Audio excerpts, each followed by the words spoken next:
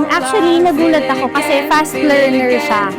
Parang at the age of 6-7 months, alam na niya yung mga animal sounds, alam na niya yung... Ang bilis niyang matuto. Alam mo yung pag sa buhat mo kayo, yung parang yung luha mo, biglang tutulog. Sa sobrang saya.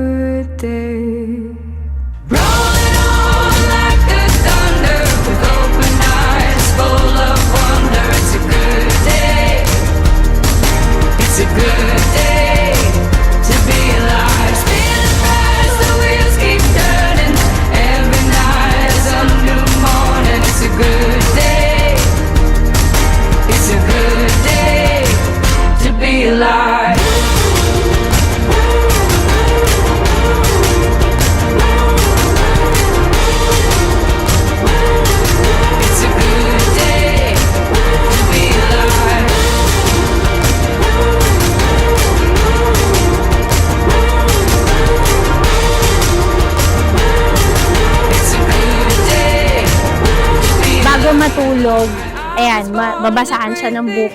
Tuturo niya yung book niya, book, gagawin siya. Hindi siya makatulog pagka wala si mama. So, mama lang mama. Mas marami kaming banding pagka-weekend. Joaquin is very bright bata. Super clingy. Malambing. Dati, pag-gising ako yung lalapitan. Bago matutulog, ako yung gagawin muna. Mel, nakay mami na niya. Pag-gising, si mami na niya yung munang ano yun. So, ayan. Super clean.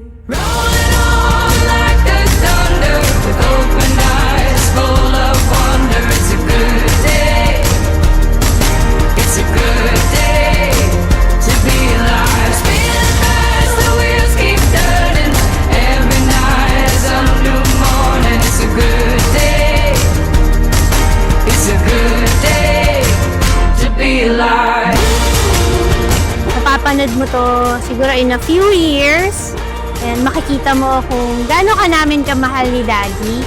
We prepared this for you. Everything is for you, anak. May you grow up to be a good boy and loving child sa aming dalawa ni Daddy. Una, sana habang lumalaki siya, mas lalong lumalim yung pagmamahal niya kay Jesus. Yung takot niya sa Panginoon, sana mas maging deeper. Ang respeto, anak, hindi yun hinihingi. Yun na rin yan. Kahit sinong tao lang. So, dapat paglaki mo, always be a good man. Good man na, not a good boy.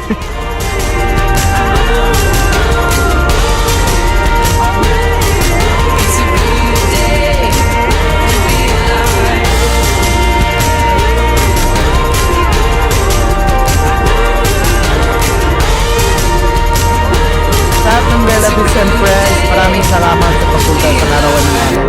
Maraming anak. Thank you po for staying and enjoying Joaquin's first birthday. It really means a lot to us na nandito kayo ngayon. Happy first birthday, anak. Love you. Mwah.